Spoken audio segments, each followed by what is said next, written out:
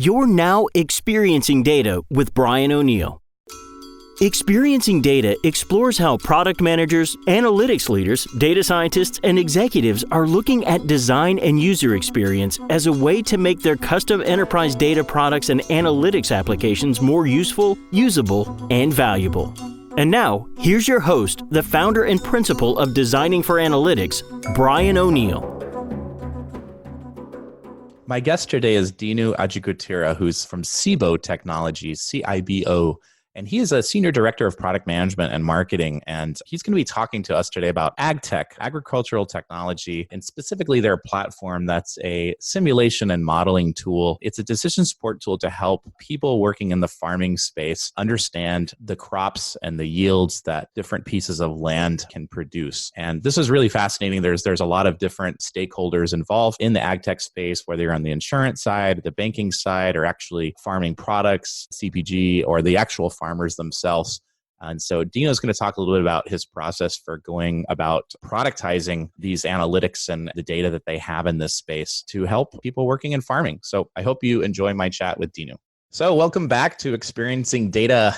Today, we're going to be talking with Dinu Ajigutira, who is currently at SIBO Technologies. And we're going to talk about farming and plants and agronomy and ag tech. Is that what it's called these days as I know it, ag tech? Yeah, ag tech is a big buzzword these days, for sure. Yeah, I'm totally stoked on this because I'm actually I live here in Cambridge, Mass, and I've got a vegetable garden in my background in my backyard. I definitely don't have any farming in my background that I know of, but I actually love growing vegetables and all this kind of stuff. And I was like, oh, this is neat. There's data analytics, we got AI, and we have vegetables and food. And so this is some good stuff. And it sounds like you guys are doing some cool things at SIBO with simulation. Can you tell us a bit about what SIBO Tech does and what its software products are doing to help in the ag tech space? All right. So first of all, SIBO stands for food in Italian. And the company was built on a mission of enabling sustainable agriculture. And we built this software platform, the technology platform that brings weather, soil, topography, and agronomic practices in combination with simulation to actually digitally grow the plant. And that allows us to explain to the users why something occurs, what if something different had happened, and predict the outcomes of how plants will perform in different environments. Got it. And your role there, you're in product management, correct? You're a senior director of product management. So you're working on the actual interfaces and data products that are used by the people that purchase the software, I assume, correct? Yeah, that's right. I run the product management group. I create software products that meet market needs, what the market needs. Yeah. Got it. So can you tell me about who purchases the software, and is that the same person that will actually log into, I guess is it a web-based tool or something like that, I assume, like a SaaS? Yeah, it's SaaS. It's a web-based tool. Once we authenticate a user, they could log in and test it out. We are at a beta phase right now, so we are not commercial yet. Okay. And typically, like the buyers and the users are different personas, right? The decision makers are managing P&Ls, but the users, in the case of SIBO, are the last mile providers for farmers. So these could be agronomists or CPG companies potentially, or anybody who's actually serving the farmer. Got it. So can you walk us through, like, if I was in CPG or if I was an agronomist, what is my problem that makes me wake up one day and say, I need to get a demo of SIBO Technologies stuff? What is the problem there? And what is it that I'm going to want to sit down and do the next morning or whenever my subscription is enabled? Tell me about some of those use cases that you might go through. Okay, let me try, because there are various groups of industries, right, that are helping farmers do better. And the bottom line is helping farmers make more money in a sustainable way. So there are agronomists, there are retailers retailing seeds or fertilizers. There are insurance companies that are insuring crops. There are bankers who are loaning to purchase land, rent land, or operate land. So there are different groups of individuals that are interacting with the farmers. with the expectation of improving the outcome for the farmer. So let's take an example of an agronomist. Agronomists are typically making recommendations of farming practices to get the best outcome from that land. And the biggest variable that happens in any field is the weather. Next year's weather is not going to be, at least likely not going to be, something we have observed in any of the years in the last 5 or 10 years. So that's the kind of challenge, is what do you expect and how do you respond to it in a meaningful way to bring back the productivity in the back on track. And that's a difficult deal. There's a saying that you have 40 chances in farming, and that means to say that a farmer has 40 years of farming, and he learns every year. And every year, that's the only chance he gets to get productivity. But with technology, SIBO can help them make it 40,000. Try your hypothesis of what you want to do before you actually do it on the farm.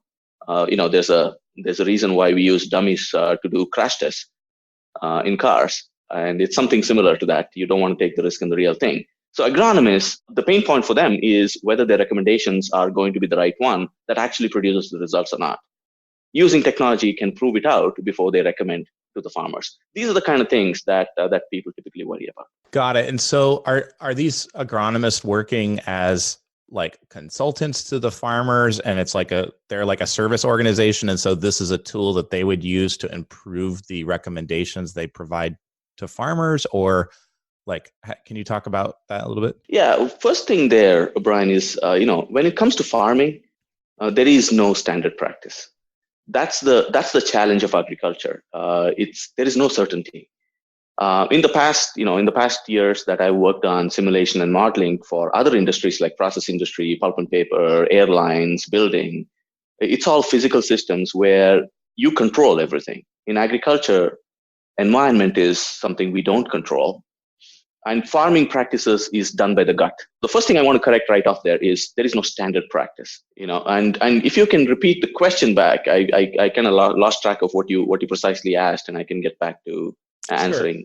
Yeah. So I guess what I was thinking about, so it sounds like, let's say in the pre-SIBO way, in the being able to do modeling or running the simulations, you had scientists, these agronomists that provided advice or recommendations to farmers on how to improve crop yield. That's basically what this comes down to, correct? What plants, maybe how to plant them or where to plant them, what's going to yield the best based on whatever inputs and information they had. And then the farmer decides how much they want to trust that or use their gut. And so your tool actually puts some science against this.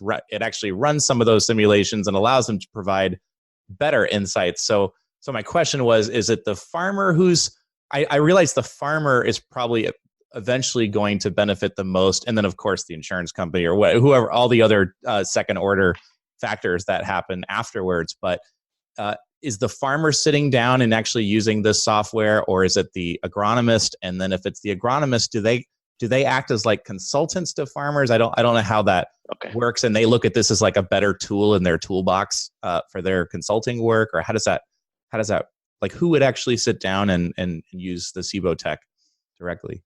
Right. Okay. All right. So with an example, okay, so I'll give you a couple of examples. Let's say the agronomists are typically in independent agronomist organizations. They belong to some groups that consult with farmers. Mm-hmm. Large farmers hire their own agronomists to look after large farmlands that they own. There are also agronomists in large companies that provide agronomic services. These could be companies that are positioning themselves to serve the farmers in all the different aspects that they need to deal with. And our technologies will be a toolkit in ensuring that they make better decisions in their recommendations. So let's say an agronomic services company develops business plans for farmers. This will be one of the insights that will be inserted into that business plan on how they need to operate their farms as they respond to different weather events, etc. Another possible user or users would be in the insurance companies or the bankers. In the case of the insurance, they are possibly looking at how do you ensure a particular level of crop outcomes from the land. Is it 190 bushels per acre is what they're willing to insure at? Will they give a premium for 200 bushels per acre? That's the kind of decisions they are making at the start of the planning season. which is around now.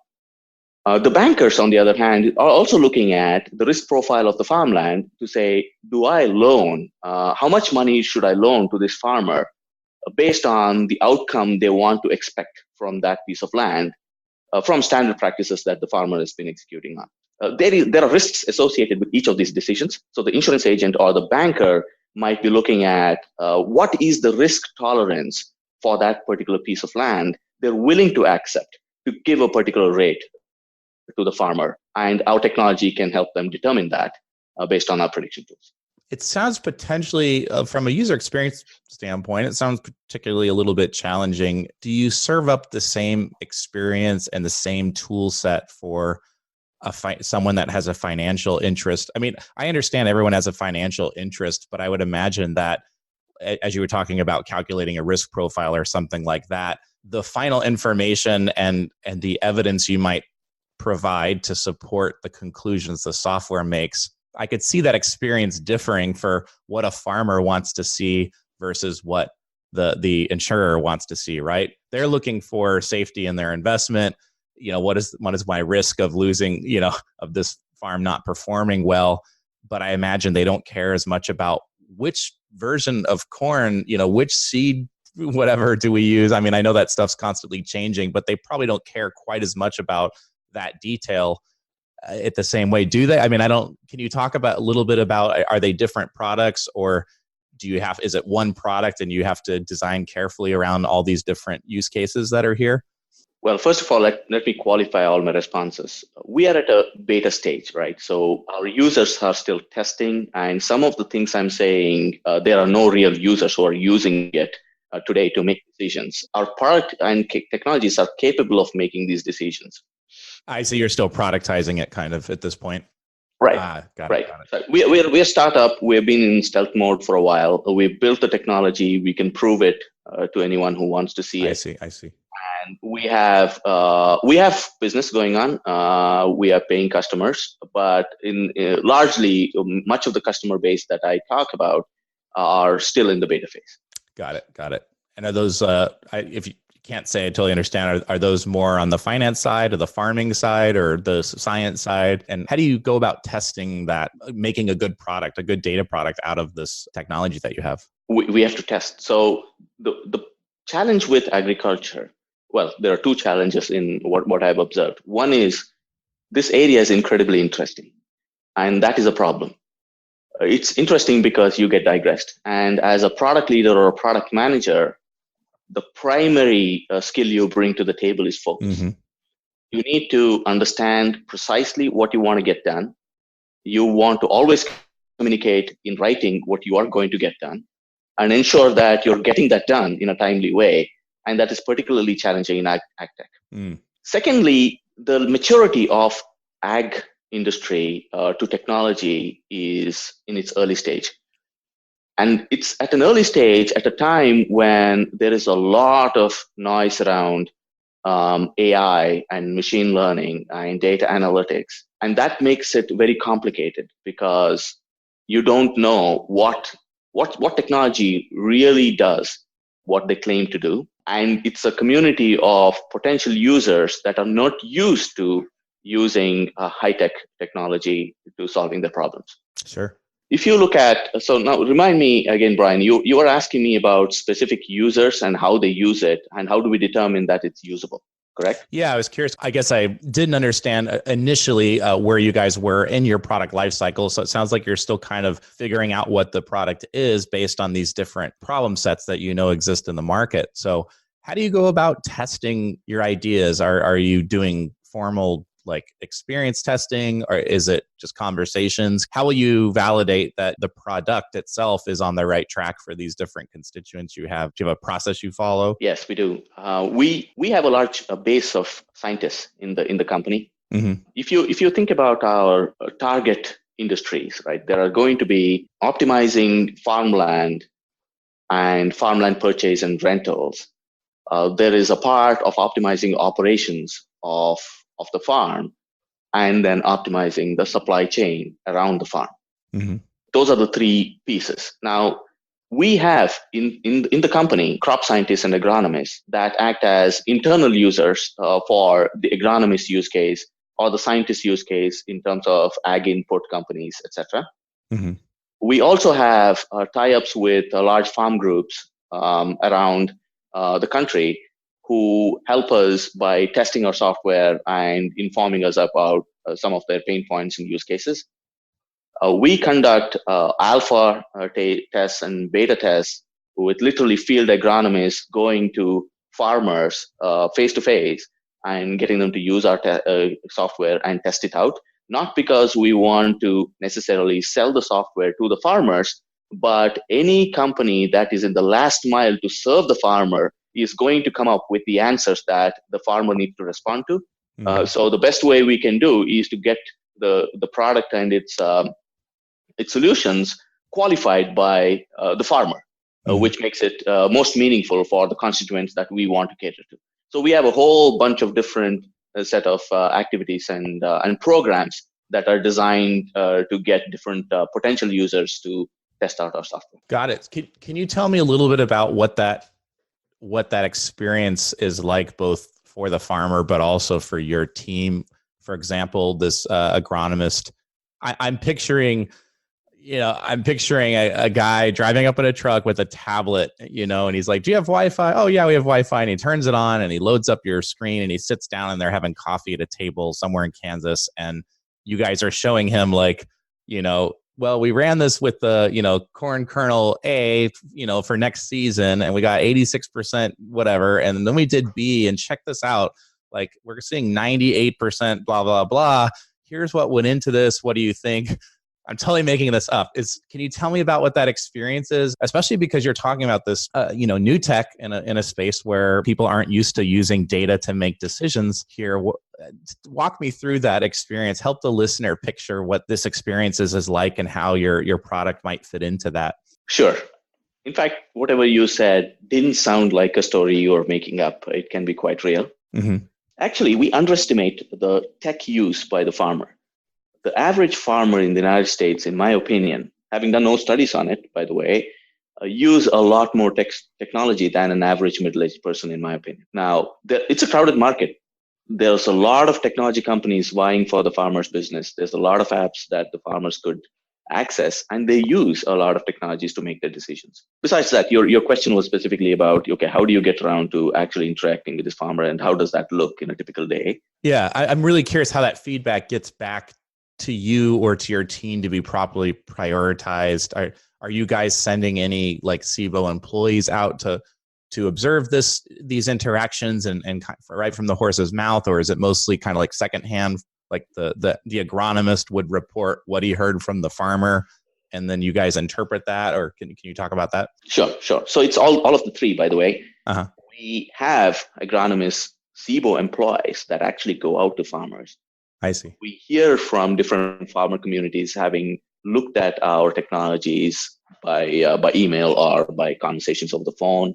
But we, that is product managers, literally go to farmers and sit with them and work through the product to ensure that it's something that they believe is valuable. Got it. And the part that I wanted to touch on here is my own visit. I visited about 4 farmers in Kansas and Nebraska about 4 weeks ago. And this was, our field agronomist taking us to different farmers across a 1,000-mile journey in his truck. And it's, long roads. I've not been to that part of the country before, having not worked with the farming operations in the past. It's an exciting journey. And and I'll give you one of the stories that I heard. We went to this large farm. He's a large farmer, very successful farmer. And his strategy for growth is to expand his farmland and the farmland that he's able to operate, because that's where his value add is. He is very efficient in what he does. He's constantly looking for new farmland. The previous one that he had just rented, and he told us this, is about 30 miles north of where he currently farms, in majority of his fields are. And he felt that he could have done a little bit better due diligence before renting that farmland, because it's not quite panning out like the way it expected, and he suspects it's probably the soil that's not doing it for him, and he's not getting the kind of productivity that he was expecting when he rented. Mm-hmm. And recently he had a call from another farmer who wants to rent out his piece of land. So he was checking out our technology to see if this is something that would be meaningful for him. The first thing he does is he wants to get comfortable with, okay, what can you tell me about my field? Because I know my field, and if you can tell me what I already know, I can believe that you can tell me the same thing about a farm that I don't know about. And I can. Interesting. Okay, so he checks out his farm, and he looks at how his field looks in our solution, in our technology platform, and how the intrafield looks, how the stability looks. Do we identify the right zones as being the highest productivity zones, the low productivity zones, the unstable zones? And I can explain, if you want to get into it, what these mean. Then he finds out like how we predict how his field has performed, having known nothing about his field directly from him. But purely by the data we infer and our simulation models, we can tell him how it did in the last 10 years. And having convinced himself, now he is looking into the farmland that he wants to rent and understanding the same dynamics. And because ours is a simulation model, now we can change some parameters to say, look, I don't plant at that density. I usually plant at a different density, or I plant a different hybrid. How would that normally perform? If I invested in irrigation, how would that perform? And these are the questions he typically wants to answer. And we help him do that by just observing him and saying, okay, you can do this with our software. How would you do it? And is it intuitive enough for you to get your answers? And by pure observation and recording, we can come back and get an improvement, and then perhaps go back to him and say, can you test this out for us if you don't mind? And we need to time it really well with the farmers, by the way, because probably we have another week or so. Once they start planting, they don't have the time for this kind of stuff. So you got to get them in the right time when they have the time to pay attention to you. And once the farming operations begin, the farmer gets really, really busy, and he can't pay attention to anything else. There's so much here. My brain's on fire thinking about how this relates to so many other, analytics and data products. You're listening to Experiencing Data, the podcast that explores how design and user experience make enterprise data products and analytics applications more useful, usable, and valuable. Your host is Brian O'Neill of Designing for Analytics, designer, UX consultant, and advisor to the business leaders behind custom enterprise data products and analytics applications. For more information, visit designingforanalytics.com. If you're enjoying the show, help Brian out by rating it on iTunes. And now, back to Brian. So one thing you talked about here is there's clear seasonality here, literally the word season, right? When we talk about farming, but so much of the time I feel like, data products are not always designed with a sense that, they're just always on, right? A web tool is just log in at any time and it's there. But people aren't always thinking about, well, when is the right time to provide X, Y data to someone, some piece of insight? What are they doing in June that's different that they're doing in September? Obviously, a farmer, when you're in harvest mode, you're in a very different mode than you are in planting mode. And so just being aware of that and you can't be aware of that if you don't get out there and talk to your customers and start to learn about what their life is like. And this gets to empathy. So I love that you guys are literally doing a ride-along, which we call in design world, we call these ride-alongs sometimes. And you're literally in a truck and visiting these farmers to understand this.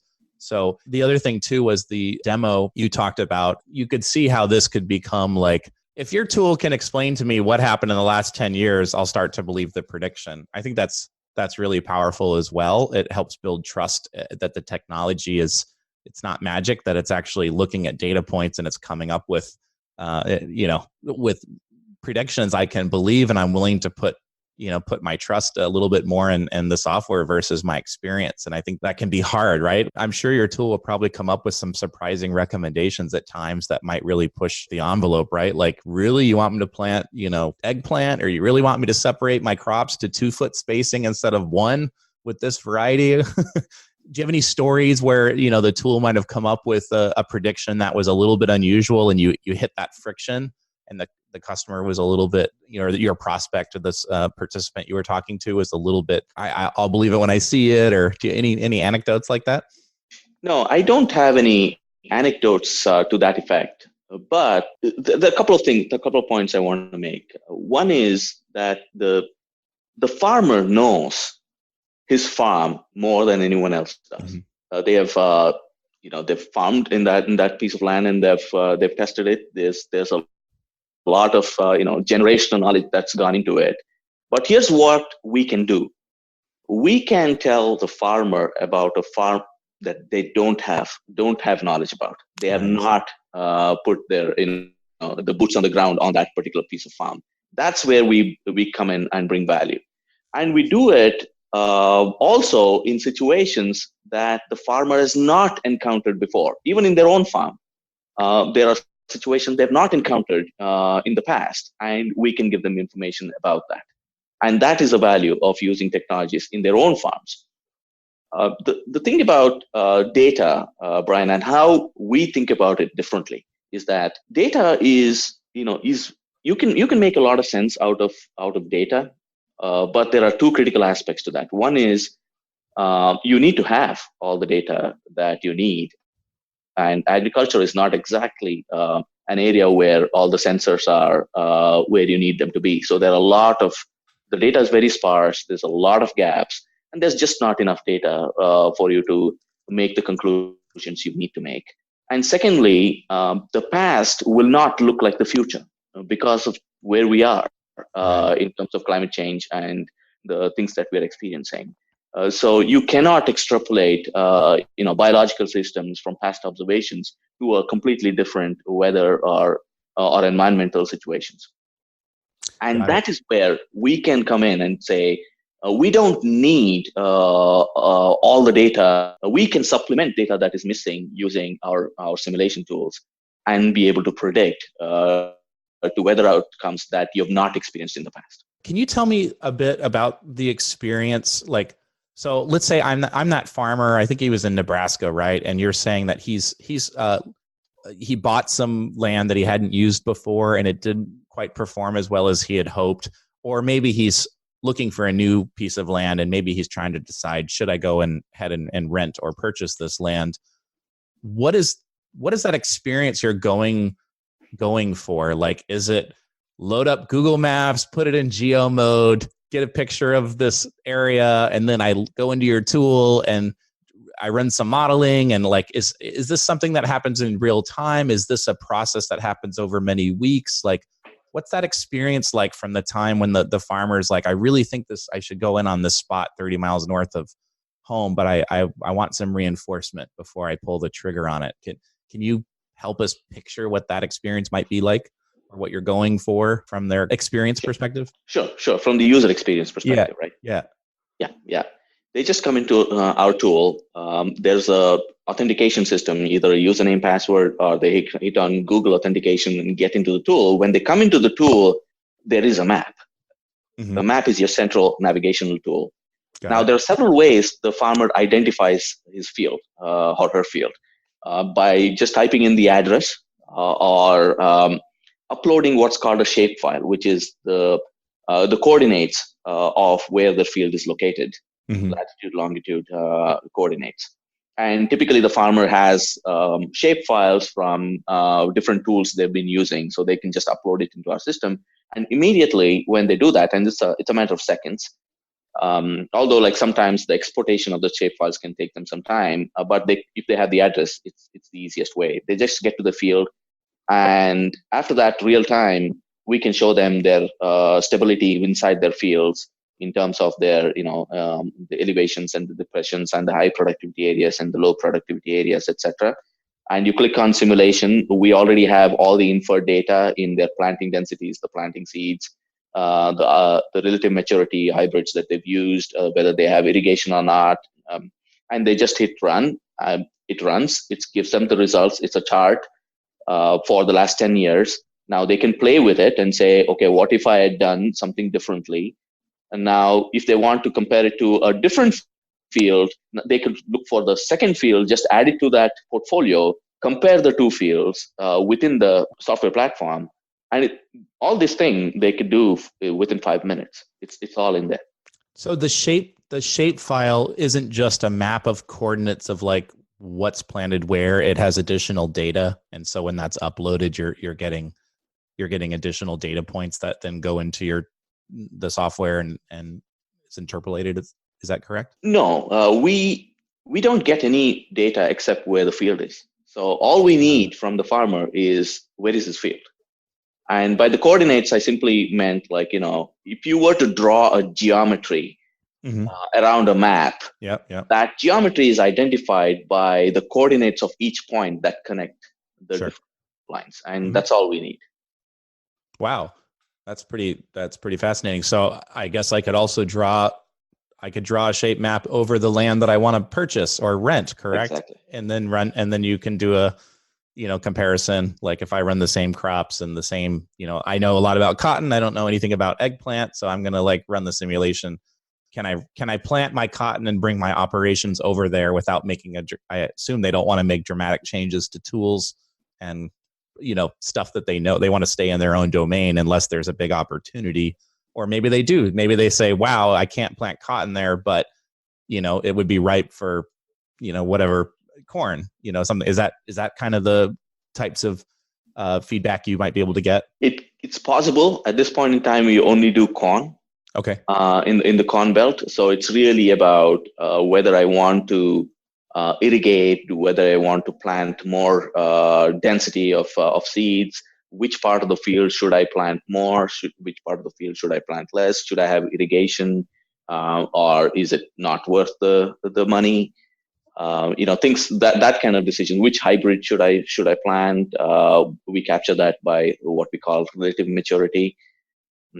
Those kind of information is what we allow the interface to change.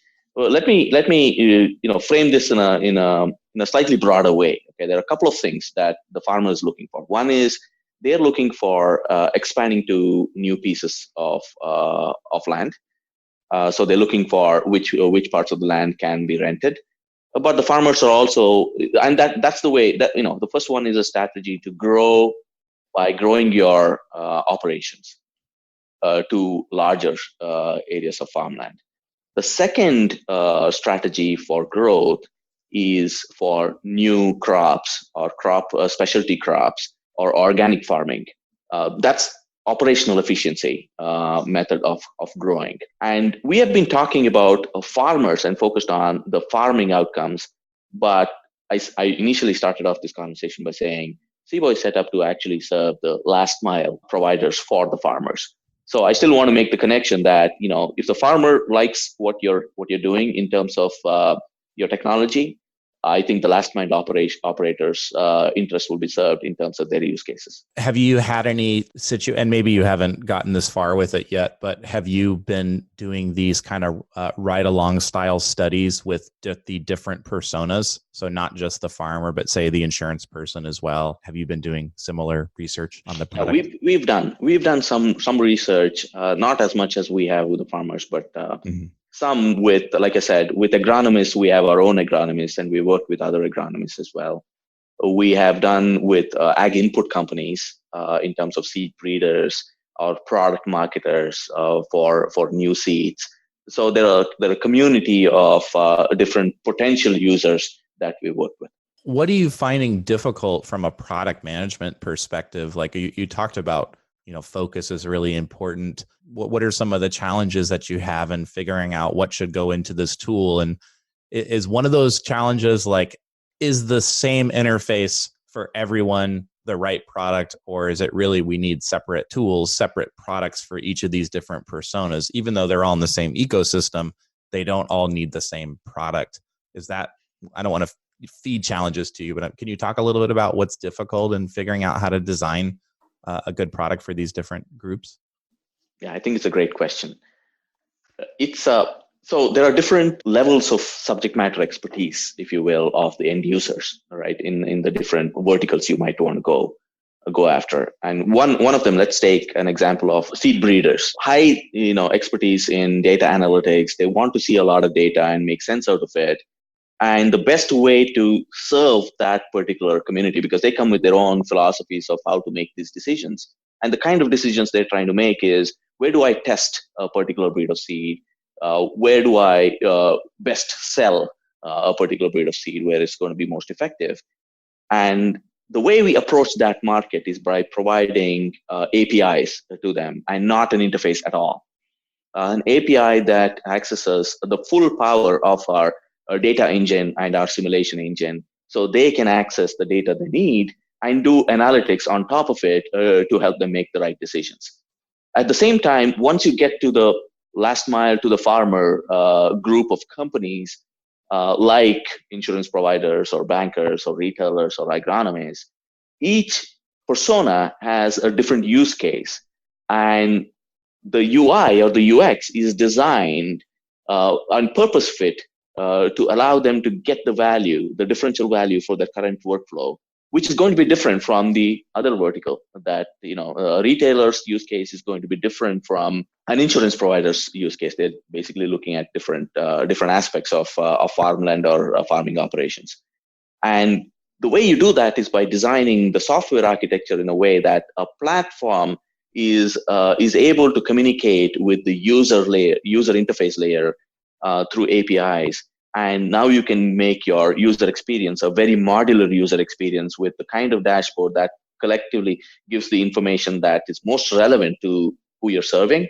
And you can custom fit the user experience to serve that particular purpose. So yeah, we just change it. Each user experience is going to look different depending on which target segment you're designing it for. And will those be separate products, or they'll still be one product just with different modalities of use? We don't know yet. Right now we have what we call two products. Mm-hmm. The one we call the SIBO Insights product, which is the application with one user interface. And the other is the SIBO API, which is for the subject matter experts in the ag input space. Right. So in the original question, when we asked about what's difficult, are you saying that is it difficult to figure out whether or not they should be separate products? Is that what you're saying? No, it's easy for us to figure out they should be separate products. What is difficult is the specific pain points you want to solve and how you expose that with a user experience that's intuitive. Sure. Do you run the risk of too much data or too much of the raw information there, clouding the insights that in the value that you want to convey? Are you worried about that? Or more like the number of different things you can do with the tool type of a problem? What are those challenges like? I think the primary worry is to touch on the real pains that people have, right? The hardest thing for when you explore market needs is to analyze the market objectively and not frame the conversation to lead to the conclusion that you want to get to, and truly understand what the current workflows are and what the pains are associated with the current workflows that you can provide a solution to, and what the differential or the delta value of that solution is going to be. That is a big challenge. The second one, of course, is what you said, is there is a lot of data and you want to purpose fit your user experience to provide the solution you're targeting so the insights are clear and actionable and not confuse it with noise. Have you had any feedback that that's been the case so far? And you're like, oh, we changed, X, Y, and Z, report or whatever, for this farmer because we found out that, they didn't really need that information or it wasn't the right stuff at the right time. Are you like going through iterations and seeing these types of little learning outcomes? Yeah, in fact, ours was a different, our approach was different. We exposed the minimal data that we thought was necessary. Mm-hmm. And we are actually going in the other direction, is to start exposing more data as we have more conversations. And I think we'll still hit the problem of, okay, now there's too much and we need to retract. But at some point, we have a tipping point. At this point in time, our experiment has been very sparse data, but not enough insights. Let's provide the, for example, okay, you can run the simulation. You can tell me the last 10 years how my field did. but I don't know what hybrid you used. Can you show it to me in a table? And when did I fertilize and how much? So suddenly now we have a table that actually shows that information. Very soon we'll have a situation where help me compare the different fields against each other with the parameters that I want to compare them against, not the parameters you've already used. And so maybe we'll develop a custom layer of how do you want to customize that comparison parameters and stuff like that. But at this point in time, we are going the other direction. Yeah, this is actually something I love that you said this. Some of the talks I give at conferences, one of the points that needs to be made is that, and I think even Tufty likes to talk about this, but to add clarity, you need to add information sometimes. And the issue isn't always the quantity of the information, it's how it's designed. And I've seen this repeatedly where there are times when if you properly add information and design it well, you actually bring a lot more insight there. You could literally add 100 times, more information to a screen. Perhaps you give time series information in the form of some evidence to help back up the conclusion drawn by the software, and you actually provide more insight there. So this kind of remove stuff all the time. Well, not all the time. Sometimes you need to provide that evidence there. And I often talk about this pyramid, right? You have your conclusion at the top, which maybe is something as simple as a sentence. There's not even any data there. It's just a conclusion that the software interpolated, right? And then the next tier down might be that evidence layer. How did it go? What did we look at, right? What were the inputs? What are some of those factors? Why did we come up with the conclusion? Why this corn and not that corn? And then the level 3 stuff is more of the data, right? All the insights and the goodies there. And what I've seen over time, sometimes that happens is that over time, the user starts to trust if they've seen it and they can believe it and they can relate to it, they start not to need the level 3 stuff as much because you've given them level 2. And mostly it's about a level 1, with that level 2 is kind of the check to help them believe in what's there. And that's all about the design, right? It's all about how you design that experience such that they can believe these insights and get the value out of your analytics. So I love how you said you're actually started small and that now you're gradually adding to provide that level of believability and that's required. Yeah, I can't agree with you more on that statement, Brian. In fact, we got to this point in the journey because we decided to separate the data-rich experience that a particular segment needs from the insight that the other segment is looking for. So we removed, we identified the ag input experts that are likely to use our software will need access to a lot more data. And the way we'll enable that is by APIs. And we'll reserve the app experience for specific workflows that are purpose fit for specific answers. Right. No, I can see that. Yeah. It's kind of funny how you have to add sometimes to make things easier. A lot of times we all assume that we need to be subtractive in our methods, but we just have to be careful with how we design it if we're using, additive measures. So it's interesting. And it's something I think as people that work in data product space that we need to remember that sometimes the solution is going to be to add information. And if you're feeling like you have a clutter problem, if your customers are complaining about too much information, or that's a symptom usually that the design is wrong. It's not necessarily that data has no value. It may be the wrong data at the time they need it. They don't, say at harvest time or whatever, you don't need information about what seeds to plant. It's not wrong information. It's just not needed at this particular time. So usually those are design problems lurking there when people talk about quantity, whether it's too much or not enough. It's usually a design problem, I find. And then obviously there's a challenge of actually building out, especially when they want something you don't have, data that you don't have. That's always a challenge too. Are there any other particular challenge you guys are? This is really fascinating to kind of hear about these different use cases, but especially because you've got these different stakeholders with different lenses on the whole end-to-end workflow. But any other particular challenges you guys are having? I think we covered most of the parts here, Brian. The one thing I want to leave you with is how interesting ag space is. And that's one of the challenges we need to solve, is not necessarily to make it boring, but to keep the focus on the problems you want to solve. Sure. It does sound like a really interesting product. I'm really curious about it, even though I'm not necessarily a farmer, but it sounds fascinating that can be done. That's, I think, one of the fun things about working on data products, right? Is like, there's so many different industries doing really creative things to solve problems for people. And I think it's fascinating that you guys, especially when you guys can do this without having, it sounds like you don't have a lot of data coming directly from the user, but they're able to get quite a bit of value out of the product because of how you've, aggregated data from other sources and put it to good use, and are providing experience around that can help them produce food and crops and things that we need. So exactly. Awesome.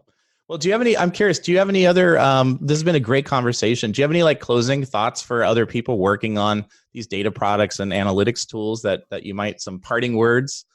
I can't summarize that better than what we already had a conversation about, Brian. Sorry. Cool. No, no, not at all. No, you've shared some good stuff here. So, and where can people find out about? Obviously, I'll put a link to SIBO Technologies. It's CIBOtechnologies.com. Are you on Twitter or LinkedIn? Is there a place people can kind of follow what you're doing in this space? Yeah, for a guy who's working on technology, I am less tech friendly in that way. I only have a LinkedIn account. Oh, okay. But that's all right. It's a fairly active LinkedIn account, and I see you post a lot there, and I enjoy some of the blogs that you write up. Oh, thank you so much. Yeah, I appreciate that. Well, I will definitely put a link to Dinu's LinkedIn page, and I appreciate you coming on the show. So this is, again, Dinu Achikutira from SIBO Technologies in product management, talking about ag tech. So this has been great. Thanks again for coming on Experiencing Data and sharing some of your insights. Thank you for having me, Brian. Yeah, take care. We hope you enjoyed this episode of Experiencing Data with Brian O'Neill. If you did enjoy it, please consider sharing it with the hashtag #ExperiencingData. To get future podcast updates or to subscribe to Brian's mailing list, where he shares his insights on designing valuable enterprise data products and applications, visit designingforanalytics.com/podcast.